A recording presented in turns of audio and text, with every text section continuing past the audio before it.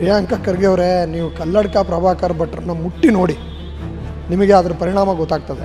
ನಮ್ಮದೇ ರೂಟ್ ಮಾರ್ಚಿನ ಬಟ್ಟೆ ಹಾಕ್ಕೊಂಡಿರೋರನ್ನ ಭೀಮ್ ಆರ್ಮಿಯ ಕೆಳಗಡೆ ಪ್ಯಾಂಟ್ ಚೇಂಜ್ ಮಾಡಿ ಎಡಿಟ್ ಮಾಡಿ ಇವರು ಫೋಟೋ ಹಾಕ್ತಾರೆ. ಭೀಮ್ ಆರ್ಮಿಯವರು ಪಥಸಂಚಲನ ಮಾಡ್ತಾರಂತೆ. ನಿಮ್ಮ ಬ್ಯಾನ್ ಬೆಲೆ ಯಾರು ಕೊಡ್ತಾ ಇದ್ದಾರೆ ಅಂತ ಗೊತ್ತಿಲ್ಲ. ದಿನ ಬೆಳಗ್ಗೆ ಎದ್ದರೆ ಮಾತಾಡಿದ್ರೆ ಸಂಖ್ಯೆ ಜಾಸ್ತಿ ಆಗ್ತಾ ಇದೆ. ಅದೇ ನಾನು ಹೇಳಿದ್ನಲ್ಲ, ಬ್ರ್ಯಾಂಡ್ ಅಂಬಾಸಿಡರ್ ಆಗ್ತಾ ಇದ್ದೀರಾ, ಮಾಡಿ. ಬ್ರ್ಯಾಂಡ್ ಅಂಬಾಸಿಡರ್ ಆದರೆ ಒಳ್ಳೆಯದು. ನೀವು ಮುಖ್ಯಮಂತ್ರಿಗಳ ತವರು ಜಿಲ್ಲೆಯಲ್ಲಿ ಹೆಣ್ಣು ಭ್ರೂಣ ಹತ್ಯೆದು ದೊಡ್ಡ ಹಗರಣ ಬೆಳಕಿಗೆ ಬರ್ತದೆ. 100% ಸತ್ತೋಗಿದೆ ಸರ್ಕಾರ, ಏನೂ ಕೆಲಸ ಮಾಡ್ತಾ ಇಲ್ಲ. ಬರೀ ಅವರ ಗ್ಯಾರಂಟಿಗಳಿಗೆ ಹಣ ಹೊಂದಿಸೋದೇ ಒಂದು ಕೆಲಸ ಆಗಿಬಿಟ್ಟಿದೆ. ಬೆಳಗ್ಗೆದ್ರೆ ಲೂಟಿ ಲೂಟಿ ಲೂಟಿ ಮಧ್ಯಮ ವರ್ಗದವ್ರಿಗೆ ಸಾಕಷ್ಟು ತೊಂದರೆ ಕೊಡ್ತಾ ಇದ್ದಾರೆ. ಇದನ್ನು ಸಹಿಸ್ಕೊಳ್ಳೋದು ಇನ್ನೂ ಎಷ್ಟು ದಿನನೋ ಗೊತ್ತಿಲ್ಲ. ಈ ನವಂಬರ್ ಕ್ರಾಂತಿ ಆ ಕ್ರಾಂತಿ ಇದರಲ್ಲಿ ಸರ್ಕಾರ ಬಿದ್ದೋದ್ರೆ ಸಾಕಪ್ಪ ಅಂತ ಜನ ಕಾಯ್ತಾ ಇದ್ದಾರೆ. ಒಂದು ಸಲ SLC ಪಾಸ್ ಅಂತ ಫೈಲ್ ಮಾಡ್ತೀರಾ, ಒಂದು ಸಲ PUC ಪಾಸ್ ಅಂತ ಫೈಲ್ ಮಾಡ್ತೀರಾ. ನೀವು ಯಾವ ಪಾಸ್ ಆಗಿದ್ದೀರಾ ಅಂತ ಫಸ್ಟು ಮಾಧ್ಯಮಗಳಿಗೆ ತಿಳಿಸಿ. ನಿಮ್ಮ ಡಿಪಾರ್ಟ್ಮೆಂಟ್ದು ನಿನ್ನೆ ಅಂಕಿ ಸಂಖ್ಯೆಗಳು ಹೇಳ್ತಿದ್ರು, 23% ಫಂಡ್ ಯೂಸ್ ಮಾಡಿದ್ದೀರಾ. ಇನ್ನು ಉಳಿದಿದ್ದು ಫಂಡ್ ಯೂಸ್ ಮಾಡೋಕ್ಕೆ ನಿಮಗೆ ಸಮಯ ಇಲ್ವಾ, ಅಥವಾ ನಿಮಗೆ ಬುದ್ಧಿ ಇಲ್ವಾ, ಅಥವಾ ನಿಮಗೆ ನಾಲೆಜ್ ಇಲ್ವಾ, ಏನು ಕೊರತೆ ಅಂತ ಜನರಿಗೆ ತಿಳಿಸಿ. 15-18 ವರ್ಷದಲ್ಲಿ ಟೊಯೋಟಾ ಕಿರ್ಲೋಸ್ಕರ್ನವರು ಕರ್ನಾಟಕದ ಯೂನಿಟಿಂದ ದುಡ್ದಂಥ ಹಣ ತೊಗೊಂಡೋಗಿ ಔರಂಗಾಬಾದ್ಗೆ ಹಾಕ್ತಿದ್ದಾರೆ. ಯಾಕೆ ನೀವು ಅವ್ರನ್ನ ಮಾತಾಡಿಸಿ ನಿಮ್ಮ ಗುಲ್ಬರ್ಗ ಹಾಕೋದಂಥ ಅದೊಂದು ಯೂನಿಟ್ ತರ್ಬೋದಾಯಿತು. ಲಕ್ಷಾಂತರ ಜನ ಕೆಲಸ ಸಿಗೋದು. ನೀವು ಏನು ಮಾಡ್ತಿದ್ದೀರಾ?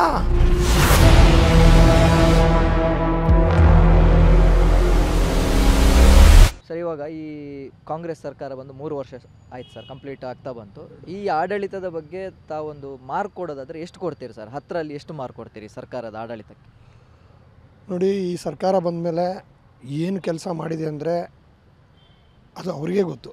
ನಿನ್ನೆ ಒಂದು ವರದಿ ಬಂದಿದೆ, ಏನು ಯಾವ್ಯಾವ ಇಲಾಖೆಯಲ್ಲಿ ಎಷ್ಟೆಷ್ಟು ಪರ್ಸೆಂಟೇಜು ಬಜೆಟಲ್ಲಿ ಕಾದಿರಿಸಿದ ಹಣ ಯೂಸ್ ಮಾಡಿದ್ದಾರೆ ಅಂತ. ನಿನ್ನೆ ಒಂದು ಲೇಟೆಸ್ಟ್ ವರದಿ ಬಂದಿದೆ. ಅದರಲ್ಲಿ ಯಾರೂ ಕೂಡ 23-25 ಬಿಟ್ಟು ಮುಂದಕ್ಕೆ ಹೋಗಿಲ್ಲ. ಅಂದರೆ 100 ರೂಪಾಯಿ ಹಣ ಇದೆ ಇಲಾಖೆಯಲ್ಲಿ ಅಂದರೆ 23 ರೂಪಾಯಿ ಯೂಸ್ ಮಾಡಿದ್ದಾರೆ. ಅರ್ಧ ವರ್ಷ ಕಳೆದೋಯ್ತು. ಇನ್ನು ಉಳಿದಿದ್ದು ಇನ್ನು ಅರ್ಧ ವರ್ಷ, ಸೆಪ್ಟೆಂಬರಿಂದ ಮುಂದಕ್ಕೆ ಹೋದರೆ ಅಕ್ಟೋಬರಿಂದ ಅರ್ಧ ವರ್ಷ. ಇದೇ ಅವರ ಶೂನ್ಯ, ಟೋಟಲಿ ಶೂನ್ಯ. ಇವರು ಮಾಡಿದ್ದೇನು ಅಂದರೆ, ರಸ್ತೆಗಳಲ್ಲಿ ಗುಂಡಿ ಬಿದ್ದಿದ್ದಾವೆ, ಜನ ಸಾಯ್ತಾ ಇದ್ದಾರೆ. ಮೊನ್ನೆ ಅಷ್ಟೇ ಒಂದು ಹುಡುಗಿ ನಮ್ಮ ಬೆಂಗಳೂರು ಉತ್ತರದಲ್ಲಿ ಒಂದು ಹೆಣ್ಮಗಳು ಬೈಕಲ್ಲಿ ಸತ್ಲು. ಬರೀ ಇದೇ ನಡೆದಿರೋದು ಬಿಟ್ಟರೆ ಒಳ್ಳೇದು ಯಾವುದೂ ನಡೆದಿಲ್ಲ. ಮುಖ್ಯಮಂತ್ರಿಗಳ ತವರು ಜಿಲ್ಲೆಯಲ್ಲಿ ಹೆಣ್ಣು ಭ್ರೂಣ ಹತ್ಯೆದು ದೊಡ್ಡ ಹಗರಣ ಬೆಳಕಿಗೆ ಬರ್ತದೆ. ಮುಖ್ಯಮಂತ್ರಿ ತವರು ಜಿಲ್ಲೆಯಲ್ಲಿ ಬಾಂಬೆಯಿಂದ ಬಂದಂತಹ ಕ್ರೈಮ್ ಬ್ರಾಂಚ್ನವರು ಹೈಯೆಸ್ಟ್ ಡ್ರಗ್ ಹಿಡಿತಾ ಇದ್ದಾರೆ. ಮುಖ್ಯಮಂತ್ರಿ ತವರು ಜಿಲ್ಲೆಯಲ್ಲಿ ದೂರದ ಗುಲ್ಬರ್ಗದಿಂದ ಬಂದಂತಹ ಬಾಲಕಿಯ ಅತ್ಯಾಚಾರ ಆಗುತ್ತೆ. ಇದು ಈ ಒಂದು ರಾಜ್ಯದ ಒಂದು ಕಾನೂನು ಸುವ್ಯವಸ್ಥೆ 100% ಸತ್ತೋಗಿದೆ ಸರ್ಕಾರ, ಏನೂ ಕೆಲಸ ಮಾಡ್ತಾಯಿಲ್ಲ. ಬರೀ ಅವರ ಗ್ಯಾರಂಟಿಗಳಿಗೆ ಹಣ ಹೊಂದಿಸೋದೇ ಒಂದು ಕೆಲಸ ಆಗಿಬಿಟ್ಟಿದೆ. ಬೆಳಗ್ಗೆದ್ರೆ ಲೂಟಿ ಲೂಟಿ ಲೂಟಿ. ಬೆಂಗಳೂರಿನಲ್ಲಿ ಅಪಾರ್ಟ್ಮೆಂಟ್ಗಳು ಹೊಸ ಪ್ರಾಜೆಕ್ಟ್ಸ್ ಬರ್ತಾಯಿಲ್ಲ. ಯಾಕೆ ಅಂತ ಸರ್ಕಾರನ ಕೇಳಬೇಕು ಯಾರಾದರೂ. ಯಾಕಂದರೆ ಅಲ್ಲಿ ಇಲ್ಲಿ ಮಾತಾಡ್ತಾ ಇರೋದು ಏನು ಮಾತಾಡ್ತಾ ಇದ್ದಾರೆ ಅಂದರೆ, 1 ಅಡಿಗೆ 100 ರೂಪಾಯಿ ಕೊಡಬೇಕಂತೆ OCಗೆ. ಇದು ಬೆಂಗಳೂರಿನ ಅಭಿವೃದ್ಧಿ ಭ್ರಷ್ಟಾಚಾರದ ಒಂದು ಮುಖ. ಹಾಗೆ OC ಇಲ್ಲಿವರೆಗೂ ನಡೀತು. 1200 ಅಡಿ ಮೇಲೆ ಇರುವಂಥವ್ರಿಗೆ ಎಷ್ಟೋ ಜನ ಏಪ್ರಿಲಿಂದ ಮನೆ ರೆಡಿಯಾಗಿರೋ ಮನೆ ಗೃಹಪ್ರವೇಶ ಮಾಡ್ಕೊಳಕ್ಕಾಗ್ತಿಲ್ಲ. ಮಧ್ಯಮ ವರ್ಗದವ್ರಿಗೆ ಸಾಕಷ್ಟು ತೊಂದರೆ ಕೊಡ್ತಾ ಇದ್ದಾರೆ. ಇದನ್ನು ಸಹಿಸ್ಕೊಳ್ಳೋದು ಇನ್ನೂ ಎಷ್ಟು ದಿನನೋ ಗೊತ್ತಿಲ್ಲ. ಈ ನವಂಬರ್ ಕ್ರಾಂತಿ ಆ ಕ್ರಾಂತಿ ಇದರಲ್ಲಿ ಸರ್ಕಾರ ಬಿದ್ದೋದ್ರೆ ಸಾಕಪ್ಪ ಅಂತ ಜನ ಕಾಯ್ತಾ ಇದ್ದಾರೆ. ಸರ್, ಇವಾಗ ಇಷ್ಟೆಲ್ಲ ಪ್ರಕರಣ ಇದೆ, ಇಷ್ಟೆಲ್ಲ ಭ್ರಷ್ಟಾಚಾರದ ಆರೋಪ ಇದ್ದರೂ ಕೂಡ ದಿನ ಬೆಳಗಾದರೆ ಹಿಂದೂ ಕಾರ್ಯಕರ್ತರ ಮೇಲೆ ದಬ್ಬಾಳಿಕೆ, ಕೇಸ್ ಹಾಕೋದು ಅಥವಾ RSS ಬ್ಯಾನ್, ಈ ರೀತಿಯ ಹೇಳಿಕೆ ಕೊಟ್ಟೇ ಆಡಳಿತ ಮಾಡ್ತಾ ಇದ್ದಾರಂತೆ. ಅದೇ ಏನಿಲ್ಲ, ಅವರಿಗೆ ಯಾವ ರೀತಿ ವಿಷಯಾಂತರ ಮಾಡಬೇಕು. ನಾನು ಕಳೆದ ಸಲ ಕೂಡ ಹೇಳಿದ್ದೆ, ಯಾವ ರೀತಿ ವಿಷಯಾಂತರ ಮಾಡಬೇಕು ಅಂತ ಅವ್ರಿಗೆ ಚೆನ್ನಾಗಿ ಗೊತ್ತು. ಯಾವ ರೀತಿ ಯಾವ ಇಶ್ಯೂ ಓಪನ್ ಆದಾಗ ಯಾವ ಇಶ್ಯೂನ ಬಿಟ್ಟರೆ ಅದು ವಿಷಯಾಂತರ ಆಗುತ್ತೆ ಅಂತ ಗೊತ್ತು ಅವ್ರಿಗೆ. ಹಾಗಾಗಿ ಅವ್ರ ವಿಷಯಾಂತರದಲ್ಲಿ ನಿಸ್ಸಿಮ್ರು. ಹೆಂಗೆ ತೆಗಿಬೋದು, ಯಾವ ವಿಷಯನ ಹೆಂಗೆ ಡೈವರ್ಟ್ ಮಾಡ್ಬೋದು. ಈಗ ನೋಡಿ, RSS ಬ್ಯಾನ್ ಅನ್ನೋದು ಒಂದು ಯಾರು ಕಲ್ಪನೆ ಕೂಡ ಮಾಡ್ಕೊಳಕ್ಕಾಗಲ್ಲ. ಯಾಕೆ ಬ್ಯಾನ್ ಮಾಡಬೇಕು ಅಂತ ಒಂದು ರೀಸನ್ ಹೇಳು ಅಂದರೆ, ಇಲ್ಲಿವರೆಗೂ ಈಗ ಸುಮಾರು ಒಂದು 15-20 ದಿನ ಆಯಿತು ಮಾನ್ಯ ಪ್ರಿಯಾಂಕಾ ಖರ್ಗೆ ಅವರು ಮಾತಾಡಿ. ಯಾಕೆ ಮಾಡಬೇಕು ಅಂತ ಒಂದೇ ಒಂದು ಸಣ್ಣ ರೀಸನ್ ಕೊಡಲಿ ಅವರು. RSS ಬ್ಯಾನ್ನು ಯಾಕೆ ಮಾಡಬೇಕು? ಇಂಥ ಕಡೆ RSSನವರು ದೇಶ ವಿರೋಧಿ ಚಟುವಟಿಕೆ ಮಾಡಿದ್ದಾರೆ, ಇದರಿಂದ ದೇಶಕ್ಕೆ ಹಾನಿಯಾಗಿದೆ, ಇದರಿಂದ ಸಮಾಜಕ್ಕೆ ಹಾನಿಯಾಗಿದೆ, ಸಮಾಜಘಾತಕ ಶಕ್ತಿಗಳಲ್ಲಿ RSSನವರು ಪಾಲ್ಗೊಂಡಿದ್ದಾರೆ. ಯಾವುದಾದ್ರೂ ಒಂದು ಉದಾಹರಣೆ ಕೊಡಲಿ ಅವರು. ಕೊಟ್ಟಾಗ ಆ ಬ್ಯಾನ್ ಅನ್ನೋ ಶಬ್ದಕ್ಕೆ ಅರ್ಥ ಬರ್ತದೆ. ಈಗ ಕಳೆದ ವರ್ಷ ಕೇಂದ್ರ ಸರ್ಕಾರದಿಂದ PFI ಮತ್ತು SDPI ಬ್ಯಾನ್ ಆಯಿತು. ಯಾಕೆ ಬ್ಯಾನ್ ಆಯಿತು? ಅವರ ಚಟುವಟಿಕೆಗಳು ದೇಶ ವಿರೋಧಿಯಾಗಿತ್ತು. ಭಯೋತ್ಪಾದನೆ ಚಟುವಟಿಕೆಗಳಲ್ಲಿ ಪಾಲ್ಗೊಂಡಿದ್ದರು, ಕುಕ್ಕರ್ ಬಾಂಬ್ ಬ್ಲಾಸ್ಟಲ್ಲಿ ಪಾಲ್ಗೊಂಡಿದ್ದರು, ಬೆಂಗಳೂರಿನಾದಂಥ ಸ್ಟೇಡಿಯಂ ಬಾಂಬ್ ಬ್ಲಾಸ್ಟಲ್ಲಿ ಪಾಲ್ಗೊಂಡಿದ್ದರು. ಬೇರೆ ಬೇರೆ ದೇಶದ ವಿವಿಧೆಡೆ ಹಿಂದೂ ಕಾರ್ಯಕರ್ತರ ಹತ್ಯೆಯಲ್ಲಿ ಪ್ರಮುಖ ಕೈಗಳಿದ್ವು. ಇವನ್ನೆಲ್ಲ ನೋಡುವಾಗ ಎಲ್ಲನೂ ಒಂದು ಆಧಾರ ಇಟ್ಕೊಂಡು ಗೃಹ ಸಚಿವರು ಪ್ರಧಾನಮಂತ್ರಿಗಳ ಅಣತಿಯಂತೆ SDPI ಮತ್ತು PFIನ ಬ್ಯಾನ್ ಮಾಡಿದ್ರು. ಇದಕ್ಕೆ ರೀಸನ್ ಇತ್ತು. ನೀವು ಈಗ ನನಗೆ ಹೇಳಿ ಯಾವ ರೀಸನಲ್ಲಿ ನೀವು RSSನ ಬ್ಯಾನ್ ಮಾಡ್ತೀರಾ? ನೋಡಿ, RSS 100 ವರ್ಷ. RSS ಅಂದರೆ ಪೂರ್ತಿ ಪ್ರಮಾಣದಲ್ಲಿ ಅವರು ಅದನ್ನು ಹೇಳಕ್ಕೆ ಬರ್ತದೋ ಇಲ್ಲೋ ಗೊತ್ತಿಲ್ಲ, ರಾಷ್ಟ್ರೀಯ ಸ್ವಯಂ ಸೇವಕ ಸಂಘ. ಸ್ವಯಂ ಸೇವಕ ಅಂದರೆ ನಾವು ಸ್ವಯಂ ಆಗಿ ನಾವು ಸೇವೆ ಮಾಡ್ತೀವಿ ಅಂತ ಮುಂದೆ ಬಂದವರು ಸ್ವಯಂ ಸೇವಕರಾಗಿ ಕೆಲಸ ಮಾಡ್ತಾರೆ. ಈ ಸ್ವಯಂ ಸೇವಕರಲ್ಲಿ ಹಣ ಎಲ್ಲಿಂದ ಬರುತ್ತೆ, ಅದೆಲ್ಲಿಂದ ಬರುತ್ತೆ, ಹಣದ ಮೂಲ ಯಾವುದು, ಇವ್ರು ಯಾರು ಕೇಳೋದಕ್ಕೆ? ಇವರೇನು ಕೊಟ್ಟಿಟ್ಟಿದ್ದಾರಾ? ಸ್ವಯಂ ಸೇವಕ ಅಂದರೆ ನಾವು ಸ್ವಯಂವಾಗಿ ನಮ್ಮ ಸಮಯ, ನಮ್ಮ ಹಣ ಕೊಟ್ಟು ನಾವು ಸಮಾಜಕ್ಕಾಗಿ, ಸಮಾಜದ ಒಳಗೆ ಸಮಾಜ ಬದಲಾವಣೆಗಾಗಿ, ವ್ಯಕ್ತಿ ನಿರ್ಮಾಣಕ್ಕಾಗಿ ನಾವು ಕೆಲಸ ಮಾಡೋದಕ್ಕೆ ಬಂದಿರ್ತೀವಿ.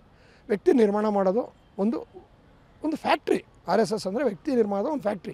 ಅಲ್ಲಿಂದ ಯಾರು ಏನು ಮಾಡಿದ್ರು ಅಂತಂದರೆ, ಈ ದೇಶದಲ್ಲಿ ನಾವು 2 ಪ್ರಧಾನಿ ನೋಡಿದ್ದೀವಿ, ಕೇಂದ್ರ ಸಚಿವರನ್ನ ನೋಡಿದ್ದೀವಿ, ರಾಷ್ಟ್ರಪತಿ ನೋಡಿದ್ದೀವಿ, ಸುಮಾರು 28 ರಾಜ್ಯಗಳಲ್ಲಿ 28-29 ರಾಜ್ಯಗಳಲ್ಲಿ ಮುಖ್ಯಮಂತ್ರಿಗಳು ನೋಡಿದ್ದೀವಿ. ಇವರೆಲ್ಲರೂ ವ್ಯಕ್ತಿ ನಿರ್ಮಾಣ.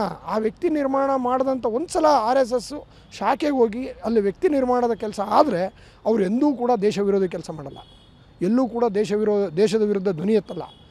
ಏನಿದ್ರು ಒಂದೇ ಭಾರತ್ ಮಾತಾ ಕಿ ಜೈ, ಇದು ಬಿಟ್ಟು ಬೇರೆ ಏನೂ ಮಾತಾಡೋದಿಲ್ಲ.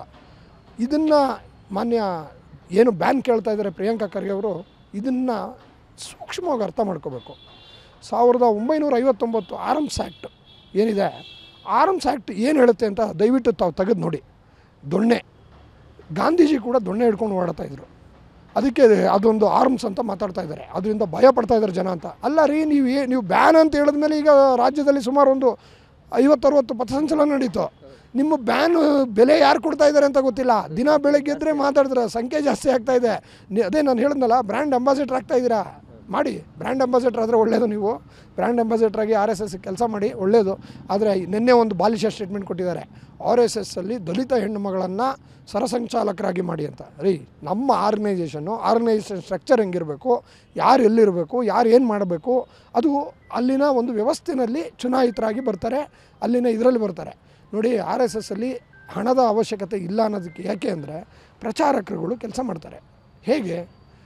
ಅವರು ಬೆಳಗ್ಗೆ ಒಬ್ಬರು ಮನೆಯಲ್ಲಿ ತಿಂಡಿ ಮಾಡಿದ್ರೆ ಮಧ್ಯಾಹ್ನ ಊಟಕ್ಕೆ ಇನ್ನೊಂದು ಮನೆ ವ್ಯವಸ್ಥೆ ಆಗಿರುತ್ತೆ, ಸಂಜೆ ಎಲ್ಲಿ ಅವರು ಮಲಗಲಿಕ್ಕೆ ಹೋಗ್ತಾರೆ ಅಲ್ಲೇ ಊಟ ವ್ಯವಸ್ಥೆ ಆಗುತ್ತೆ, ಬೆಳಗ್ಗೆದ್ದು ಅಲ್ಲಿಂದ ಶಾಖೆಗೆ ಹೋಗ್ತಾರೆ. ಹಣ ಯಾಕೆ ಬೇಕಿದ್ರಲ್ಲಿ? ಹಣದ ಅವಶ್ಯಕತೆ RSSಗಿಲ್ಲ. ಅದ್ರ ಲೆಕ್ಕ ಕೇಳೋ ಮೂರ್ಖ ನಿಜವಾಗ್ಲೂ ಮೂರ್ಖರೇ. ಆದರೆ ಹಣದ ಅವಶ್ಯಕತೆ ಇಲ್ಲ. ಸಾವಿರಾರು ಪ್ರಚಾರಕರು ಕೆಲಸ ಮಾಡ್ತಾರೆ. ಕೆಲವೊಬ್ಬರು ಡಿಗ್ರಿ ಮುಗಿಸಿ ಕೂಡಲೇ ಅಲ್ಪ ಸಮಯದ ಪ್ರಚಾರಕರಾಗಿ ಬರ್ತಾರೆ. ಅವರು ಸಮಾಜಕ್ಕಾಗಿ ದುಡಿಬೇಕು ಅಂತ ಕಮಿಟ್ಮೆಂಟ್ ಆಗಿ ಮಾಡ್ಕೊಳ್ತಾರೆ. ಅವ್ರಿಗೆ 2 ವರ್ಷ 3 ವರ್ಷ 4 ವರ್ಷ ಸಮಾಜಕ್ಕಾಗಿ ಸಮಯ ಕೊಡ್ತಾರೆ. ನಂತರ ಅವರು ತಮ್ಮ ಗೃಹಸ್ಥಾಶ್ರಮಕ್ಕೋ ತಮ್ಮ ವೈಯಕ್ತಿಕ ಕೆಲಸಗಳಿಗೆ ವಾಪಸ್ ಹೋಗ್ತಾರೆ. ಈ ಥರದ್ದು ನಮಗೆ ಸಾವಿರಾರು ಜನ ಸಿಗ್ತಾರೆ. ಇದಕ್ಕೆ ದುಡ್ಡಿನ ಅವಶ್ಯಕತೆ ಇಲ್ಲ. ದೇಶ ಬೇಕು ಅನ್ನೋರು, ದೇಶ ಮೊದಲು ಅನ್ನೋರು ಬರ್ತಾರೆ, ಬಂದು ಕೆಲಸ ಮಾಡಿ ಹೋಗ್ತಾರೆ. ಅದನ್ನು ನೀವು ದುಡ್ಡೆಲ್ಲಿಂದ ಬರ್ತದೆ, ಖರ್ಚೆಲ್ಲಿಂದ ಮಾಡ್ತಾರೆ, ಅದನ್ನು ಕೇಳೋದಕ್ಕೆ ನೀವು ಯಾರು ಸ್ವಾಮಿ? ಸರ್, ಈ ರೀತಿ ಪ್ರಶ್ನೆ ಮಾಡೋಕ್ಕಿಂತ ಒಂದು 6 ತಿಂಗಳು ಅವರು ಶಾಖೆಗೆ ಬಂದು ನೋಡ್ಬೋದು. ಅಲ್ಲ, ಅದನ್ನು ಹೇಳಾಯಿತು. ಅವರು 6 ತಿಂಗಳಲ್ಲ, 1 ತಿಂಗಳು ಶಾಖೆಗೆ ಬಂದರೆ ಅವರಿಗೆ ದೇಶಭಕ್ತಿ ಏನು, ಯಾಕೆ RSSನ ವಿವಿಧ ಆಯಾಮಗಳೇನಿದ್ದಾವೆ ಎಲ್ಲ ಪರಿಚಯ ಆಗ್ತದೆ. ನೋಡಿ, ಕುಟುಂಬಕ್ಕೋಸ್ಕರ ಕುಟುಂಬ ಪ್ರಬೋಧನ ಅಂತ ಮಾಡ್ತಾರೆ. ಎಲ್ಲ ಕುಟುಂಬಗಳು ಒಟ್ಟಾಗಿರಬೇಕು, ಕುಟುಂಬಗಳಲ್ಲಿ ಒಂದು ಏನು ಬಾಂಧವ್ಯ ಬೆಳಿಬೇಕು ಅಂತ ಕುಟುಂಬ ಪ್ರಬೋಧನ ಅಂತ ಇದೆ. ಸಂಸ್ಕಾರ ಭಾರತಿ ಅಂತಿದೆ, ಜನರಿಗೆ ಸಂಸ್ಕಾರ ಕಲಿಸೋಕ್ಕೋಸ್ಕರ ಸಂಸ್ಕಾರ ಭಾರತಿ ಅಂತಿದೆ. ಅದೇ ರೀತಿ ಸಂಸ್ಕೃತ ಭಾರತಿ ಅಂತಿದೆ. ನಮ್ಮ ಸಂಸ್ಕೃತಿ, ನಮ್ಮ ಸಂಸ್ಕೃತ ಒಂದು ಏನು ನಮ್ಮ ಭಾಷೆ ಇದೆ, ಆ ಭಾಷೆನ ಉಳಿಸ್ಬೇಕು, ಸಂಸ್ಕೃತನ ಉಳಿಸ್ಕೋಬೇಕು ಅನ್ನೋದಕ್ಕೋಸ್ಕರ ಸಂಸ್ಕೃತ ಭಾರತಿ ಅಂತಿದೆ. ಅದೇ ರೀತಿ ನಮ್ಮದು ವನವಾಸಿ ಕಲ್ಯಾಣ ಇದೆ. ವನವಾಸಿಗಳು ಕಾಡಲ್ಲಿರುವಂಥ ಏನು ವನವಾಸಿಗಳಿಗೆ ಏಕಲವ್ಯ ಶಿಕ್ಷಣ ಪದ್ಧತಿಯಲ್ಲಿ ಅಲ್ಲಿ ಶಿಕ್ಷಕರನ್ನು ನೇಮಕ ಮಾಡಿ ಅಲ್ಲಿ ಕೆಲಸ ಮಾಡ್ತಾರೆ. ಅದೇ ರೀತಿ ಸರಸ್ವತಿ ವಿದ್ಯಾಮಂದಿರಗಳು ನಡೀತವೆ. ನಮ್ಮದು ಸಾವಿರಾರು ಇದೆ. ಈಗ ನಾನು ಏನು ನಿಂತಿದ್ದೀನಲ್ಲ, ಈ ಮರದಲ್ಲಿ ಒಂದು ಬುಡ ಇದೆ. ಒಂದು ಬುಡದಿಂದ ಎಷ್ಟು ಬ್ರ್ಯಾಂಚ್ ಇದೆಯಲ್ಲ, ಅಷ್ಟು ಬ್ರ್ಯಾಂಚ್ಗಳಲ್ಲಿ ಇದು ಹೇಗೆ ಬೆಳೆದಿದೆಯಲ್ಲ, ಇದೇ ರೀತಿ ಸಂಘ ಕೂಡ ಹಲವಾರು ಬ್ರ್ಯಾಂಚ್ಗಳಲ್ಲಿ ಕೆಲಸ ಮಾಡುತ್ತೆ. ಇವತ್ತು 156 ವಿವಿಧ ದೇಶಗಳಲ್ಲಿ ಸಂಘ ಕೆಲಸ ಮಾಡ್ತಾಯಿದೆ.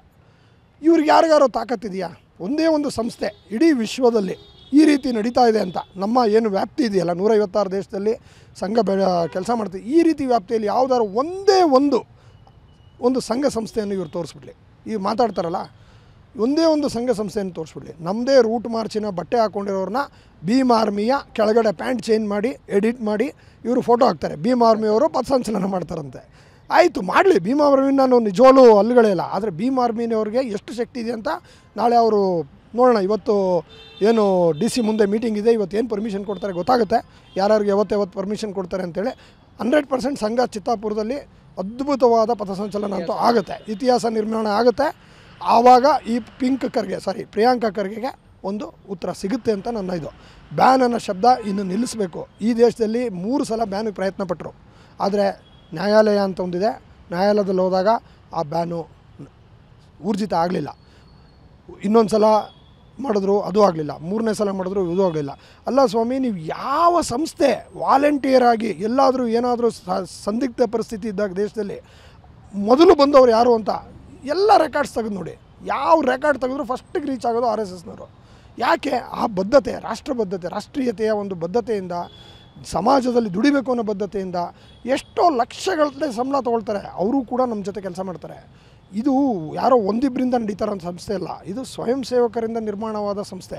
ಸ್ವಯಂ ಸೇವಕರಿಗಾಗಿ, ಸ್ವಯಂ ಸೇವಕತ್ವಕ್ಕಾಗಿ ಕೆಲಸ ಮಾಡ್ತಾರೆ. ಹಾಗಾಗಿ ಈ ಬ್ಯಾನ್ ಅನ್ನೋದು ಒಂದು ಮೂರ್ಖತನದ ಪರಮಾವಧಿ. ದಯವಿಟ್ಟು ಅದೊಂದು ಬಿಟ್ಟು ಬೇರೆ ಏನಾರು ಮಾತಾಡಿ. ನೀವು ಬನ್ನಿ, ಶಾಖೆಗೆ ಬನ್ನಿ, ಒಂದು 3 ತಿಂಗಳು ಬನ್ನಿ.